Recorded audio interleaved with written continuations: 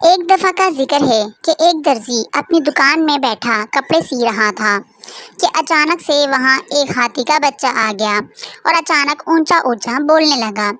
درزی نے اس کو ایک روٹی کا ٹکڑا دیا۔ وہ ہاتھی ہمیشہ درزی کی دکان پر آتا تھا۔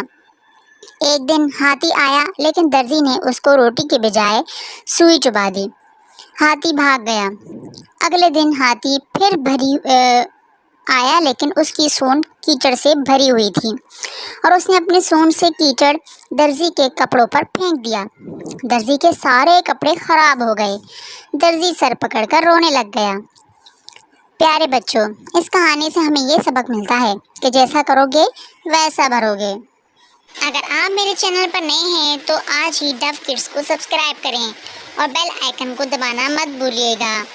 میں پھر دوبارہ ملوں گا اگلی ایک نئی کہانی کے ساتھ۔ اللہ حافظ۔